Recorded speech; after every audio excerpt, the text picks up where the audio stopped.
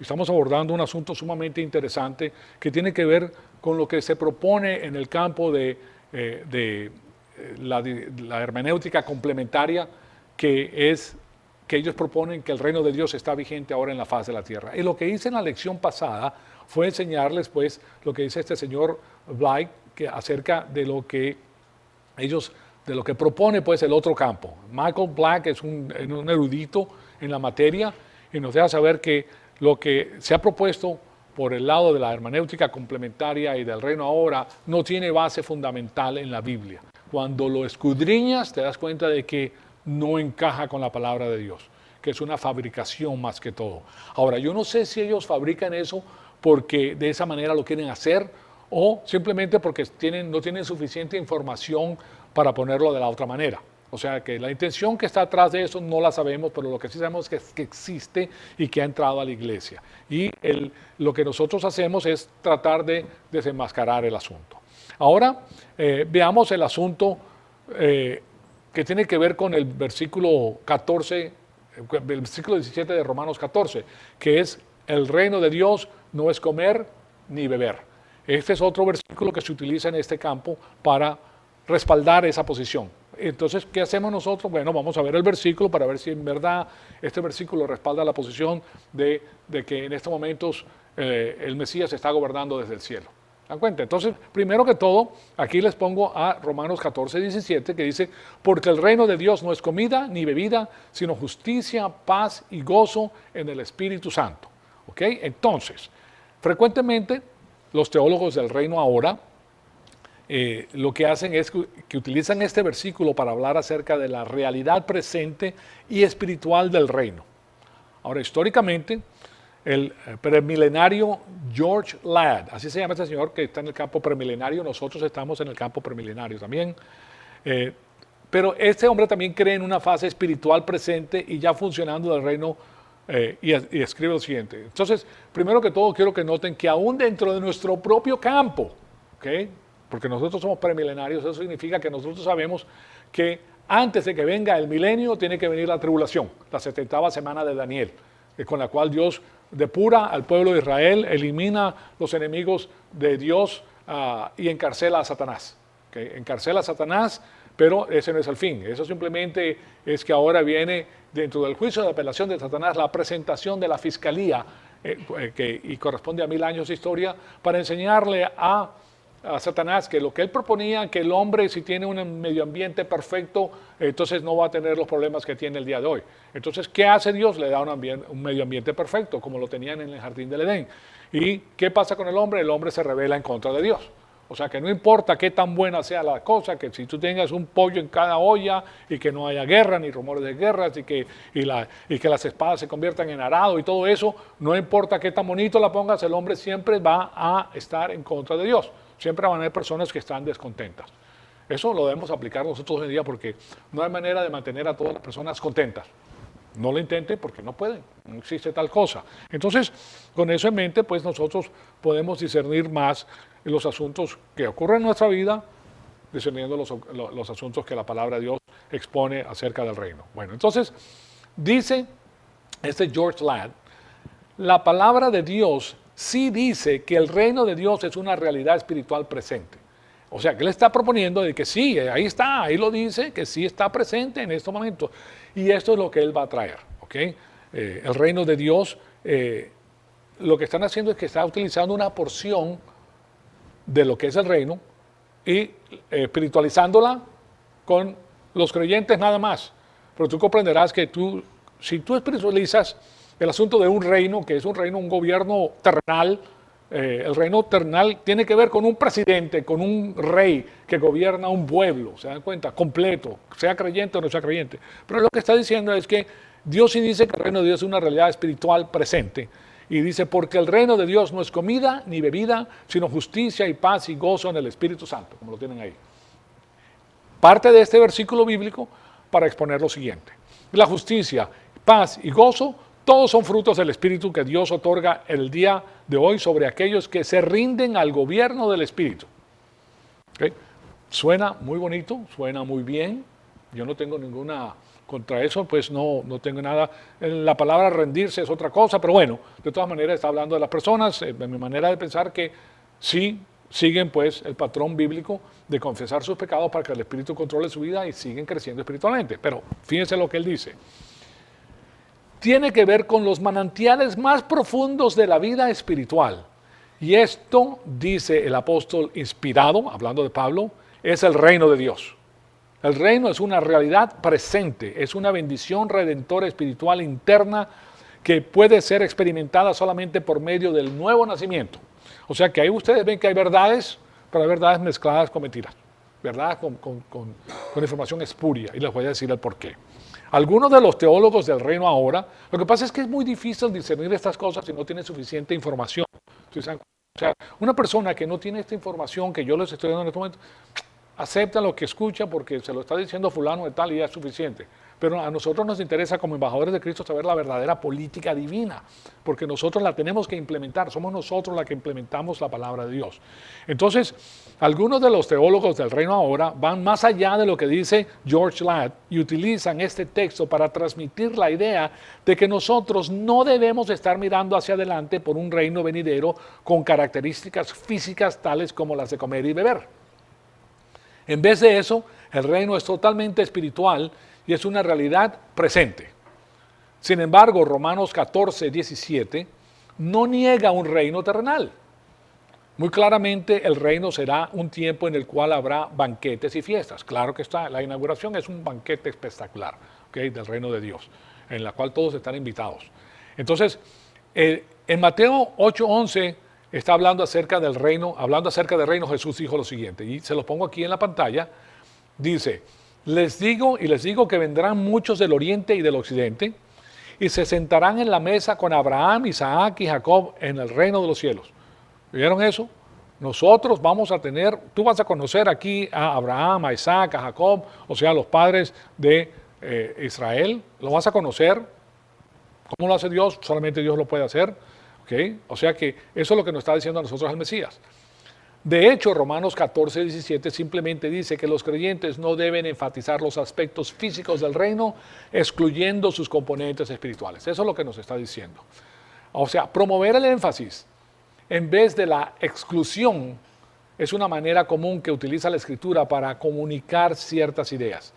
Tenemos que ver el lenguaje utilizado en las épocas en que se utilizó. Aquí tenemos a los grandes escritores del Antiguo Testamento y los profetas que tienen un uso específico de las palabras. Entonces eso es lo que quiero hacer ahora, es llegar ahí para que ustedes vean cómo es que se hace eso. Y para hacerlo, claro, me tengo que hablar de los eruditos que presentan esa porción diminuta. Ellos estudian esto y ellos sacan todo el contenido porque de ahí se bifurcan por todos los lados y sacan toda la información necesaria. Entonces, aquí les cito a este señor Stanley Toussaint. Él lo explica de esta manera. Para los judíos era común utilizar la fórmula de no, pero. Es una fórmula de hablar. No, pero.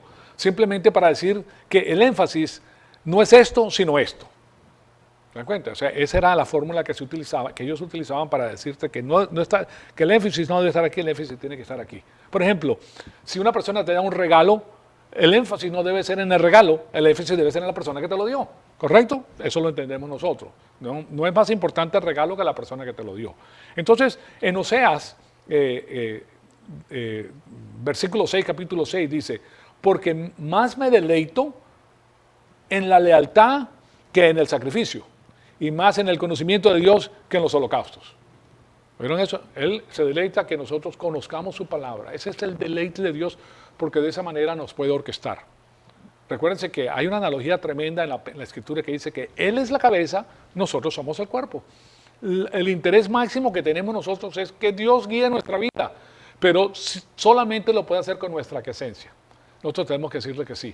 Y para decirle que sí, nosotros tenemos que confiar en Él. Entonces eso implica confianza, implica fe. ¿Se dan cuenta? Nuestra fe incrementa a medida que recibimos más información de Él. O sea que esto se va alimentando a sí mismo. Entonces, Él está diciendo esto, que más me deleito de la lealtad que del sacrificio, de la fidelidad que del sacrificio, más en el conocimiento de Dios que en los holocaustos. Entonces aquí tienen esta fórmula que se utiliza, no, pero. El profeta no estaba diciendo que los sacrificios tenían que cesar, eso no es lo que él está diciendo. para poder perseguir la misericordia, que es la vida cristiana y la vida del judío piadoso. Oseas simplemente está diciendo que los sacrificios no deben ser a expensas de la misericordia. ¿Okay? No vas a enfatizar el sacrificio y te olvidas de la misericordia. Similarmente, la exhortación que tiene que ver con no acumular tesoros que se encuentra en Mateo 6, 19 al 20. También se las pongo en la pantalla porque son interesantes, porque estas a nosotros nos dejan saber de qué se trata esta manera de hablar. Dice, no se acumulen tesoros en la tierra, donde la polilla y la herrumbre quiere decir ¿qué pasa con el hierro? El óxido del hierro, nosotros como se llama, el óxido, donde la herrumbre y destruye, y donde los ladrones penetran y roban, sino acumúlense tesoros en el cielo, donde ni la polilla ni la herrumbre destruyen, y donde los ladrones no penetran ni roban. Wow, entonces tenemos algo extraordinario aquí. Esto no significa que los cristianos no deben tener cuentas bancarias. Eso no es lo que está diciendo. Él no te está diciendo que no debes acumular dinero para tu vejez, que debes de guardar. No está diciendo eso. Es más, en los proverbios él habla acerca de la hormiga, que es más inteligente porque ella guarda sus recursos para cuando venga el invierno. O sea que nosotros somos más inteligentes que una hormiga. Él está aquí proponiendo algo diferente. Él está proponiendo el énfasis que le debemos dar a las cosas. Entonces no significa que los cristianos no deben tener cuentas bancarias. En vez de eso es un asunto de énfasis. En vez de enfatizar el dinero, los creyentes deben de enfatizar las prioridades espirituales. ¿Okay? Solo así la exhortación concerniente a las ollas que se encuentra en 1 de Pedro 3 y 4 la podemos entender. Fíjense lo que nos dice, porque hay muchos versículos bíblicos que hablan del asunto.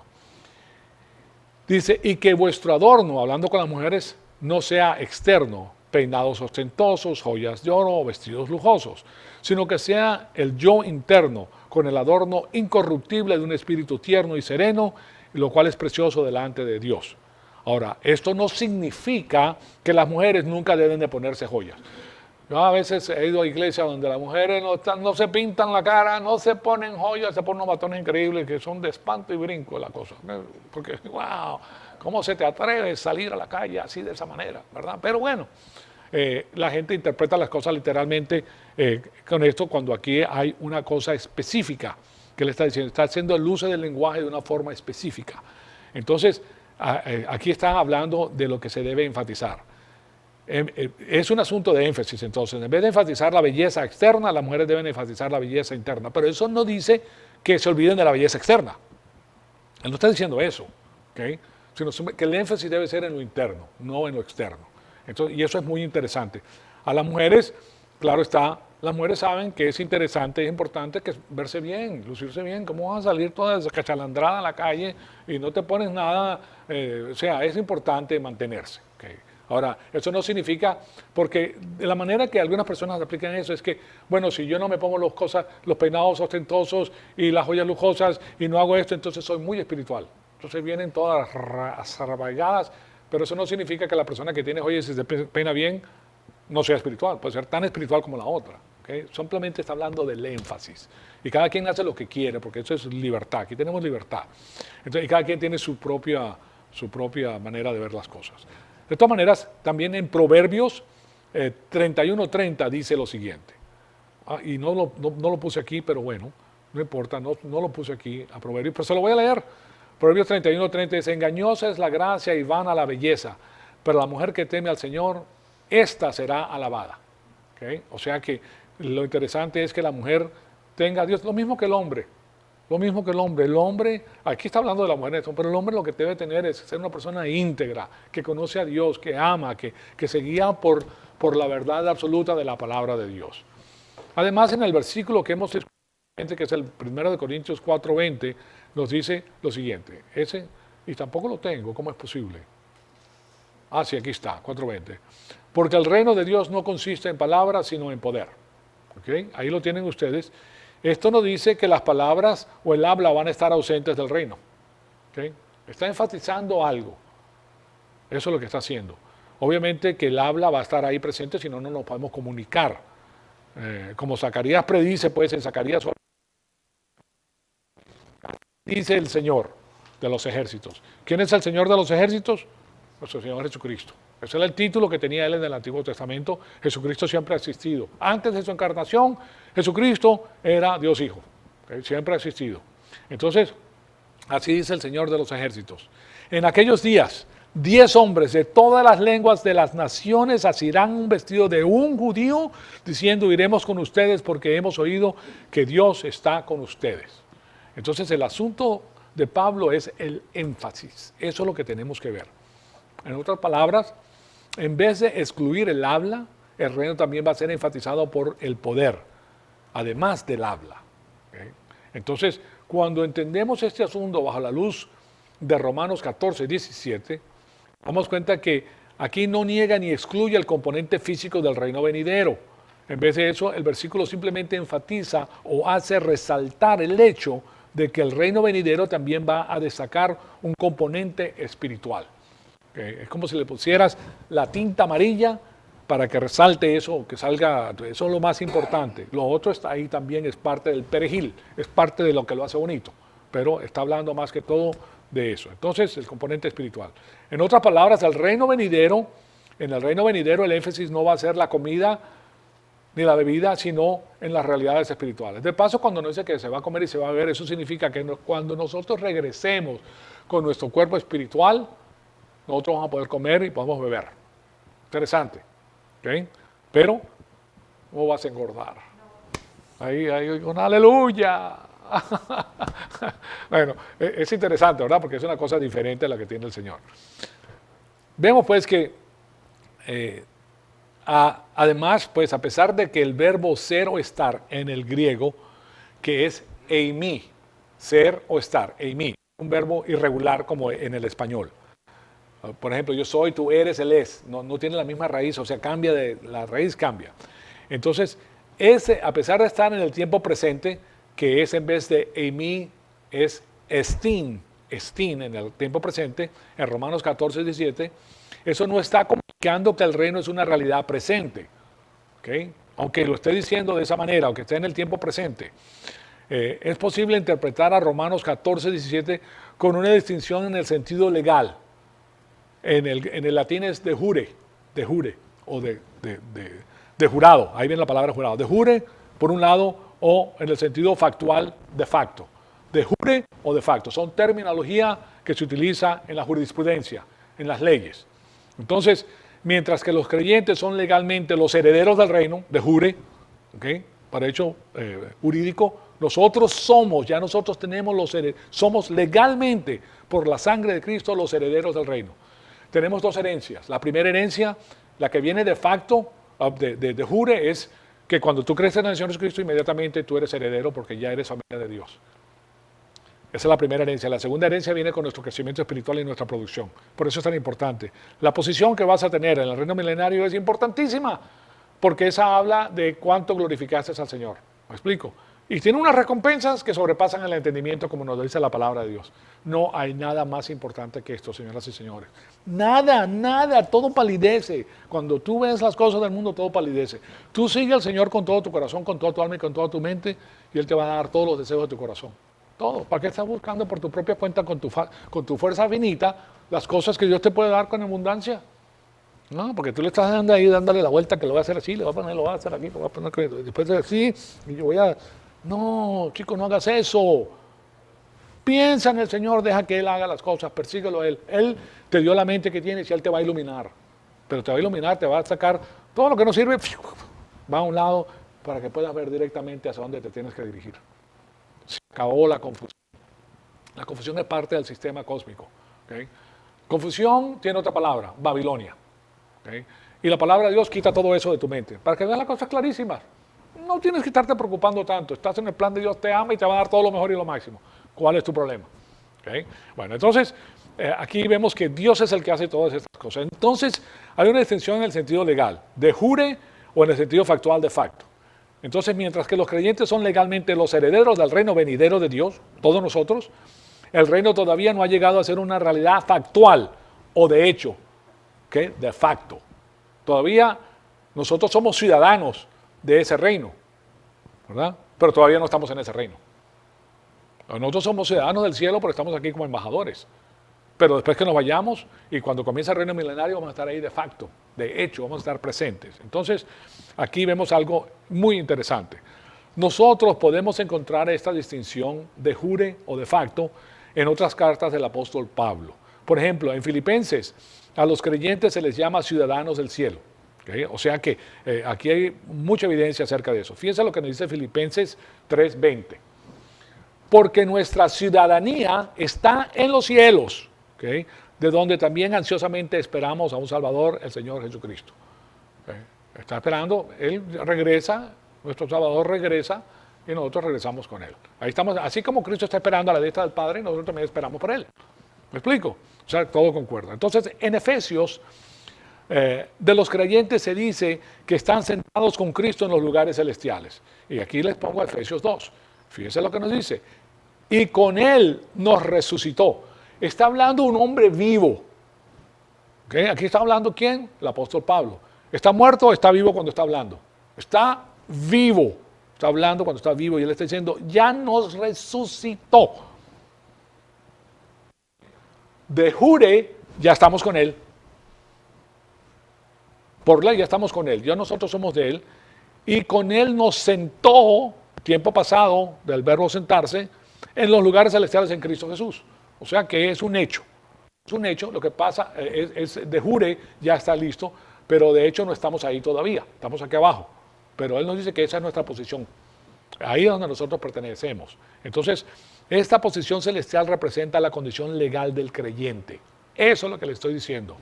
Y aún así, de hecho, los creyentes no están en el cielo en estos momentos, o en el reino de los cielos. La misma distinción de jure o de facto está presente en Romanos 14:17. En lo que concierne al reino, nosotros somos ciudadanos del reino, pero todavía no estamos en el reino. Jesucristo es el Rey de Reyes, el Señor de Señores del reino, pero todavía no tiene el reino.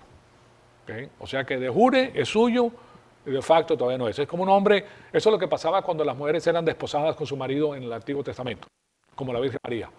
De jure, por ley, ya era su mujer, pero de facto no consumó el matrimonio sino después de un año más tarde. 30 días después de que la Virgen María parió al Señor Jesucristo, porque José no la podía tocar por 30 días porque acababa de parir. ¿Okay? Pero créame, lo que esperar un año y medio para estar con tu mujer, que como les dije anteriormente era preciosa por dentro y por fuera, era una mujer piadosa, era preciosa, era bendecida por el Señor para que porte al Señor Jesucristo, que es el Mesías. Imagínense qué clase de mujer. Una mujer piadosa, era una mujer excelente, pero tenía la naturaleza pecaminosa también, ¿okay? Y era preciosa. Y él se esperó hasta que la Virgen María pasara por su parto y después, según la ley mosaica, 30 días y después es que tuvo relaciones con ella y después tuvo más hijos. Entonces, o sea, de jure ya la tenía como su mujer y de facto solamente la tiene después que transcurre el tiempo que les mencioné. Entonces, para entender el asunto que estamos viendo aquí. Entonces, aquí nosotros pues enseña, este Romanos 14:17 enseña que los creyentes son ciudadanos legales de ese reino terrenal que va a venir en vez de los residentes factuales y presentes en esta tierra del reino davídico. Todavía no lo somos. Entonces la idea de este reino futuro parece estar a la vista en este pasaje, pues debido a que la totalidad del contexto de Romanos 14:17 tiene que ver con el juicio futuro de recompensas para el creyente. Okay, recuérdense que el tribunal de Cristo es una evaluación, se le llama el tribunal de Cristo como un juicio, pero es una evaluación del creyente. La evaluación más importante que vamos a tener, solamente una vez ocurre, una vez. O hiciste lo que tenías que hacer con tu libre albedrío aquí abajo, o no lo hiciste. Pero ya cuando estés en la presencia del Señor, se acabaron las excusas. Ahora, no estás siendo evaluado para perder la salvación, ya esa la tienes. La evaluación va a ser para ver cuál es la posición que vas a tener en su reino. Porque Él es el rey, Él es el que decide. ¿De acuerdo? Entonces nuestra posición es importantísima y por eso el hincapié que se hace para resaltar el asunto es que tienes que crecer espiritualmente porque de esa manera, por tu propio querer vas a producir las cosas de Dios. Tú vas a querer hacerlo, tú sabes la importancia que tiene.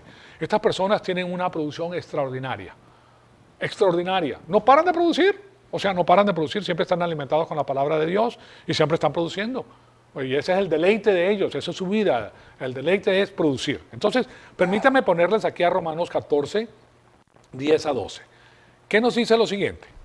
Pero tú, ¿por qué juzgas a tu hermano?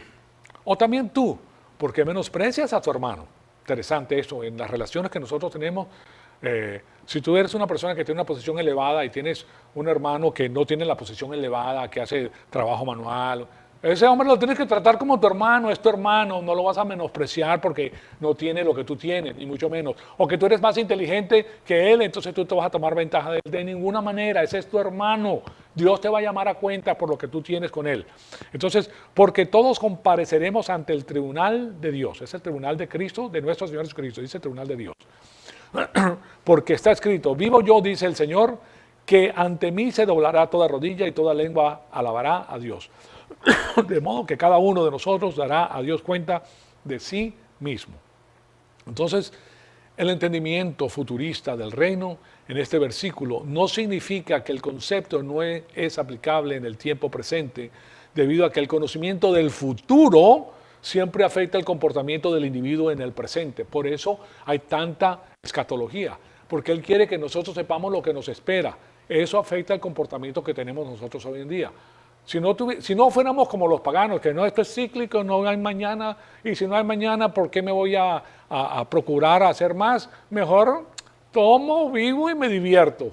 Como, tomo y me divierto, a la pachanga.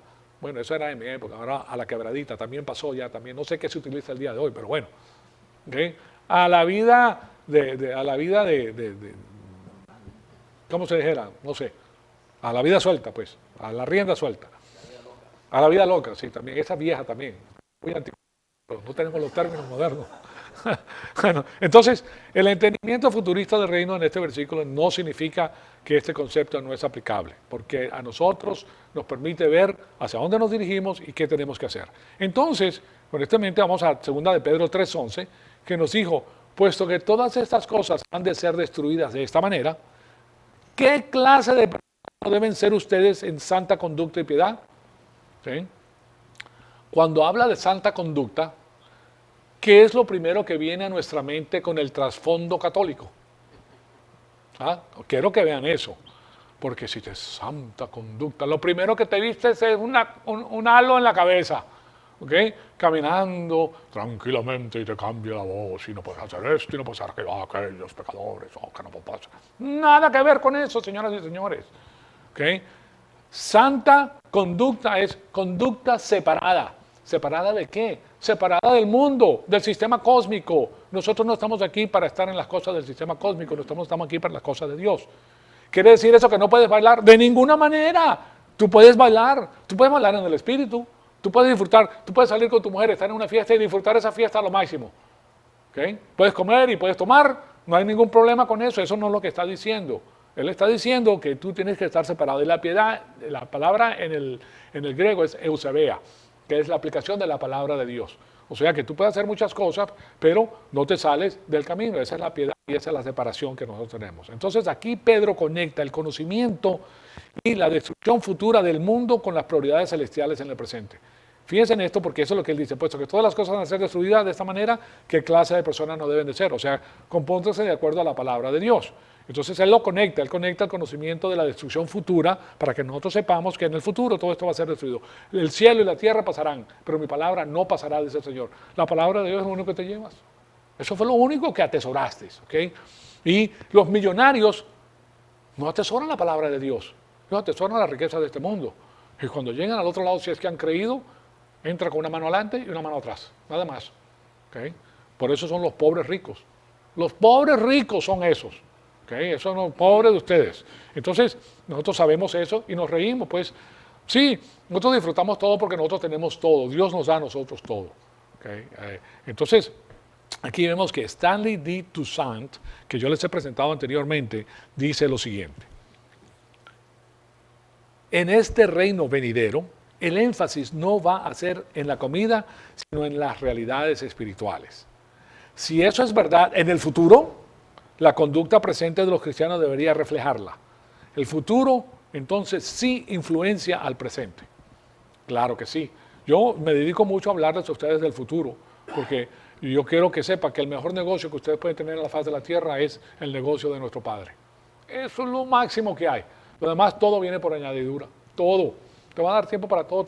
Vas a tener, mira, vas a trabajar feliz porque estás haciendo tu trabajo para el Señor. Tú sabes hacia dónde te diriges. No estás perdiendo el tiempo. No importa cuánto hagas, no estás perdiendo el tiempo porque estás avanzando dentro de las cosas de Dios.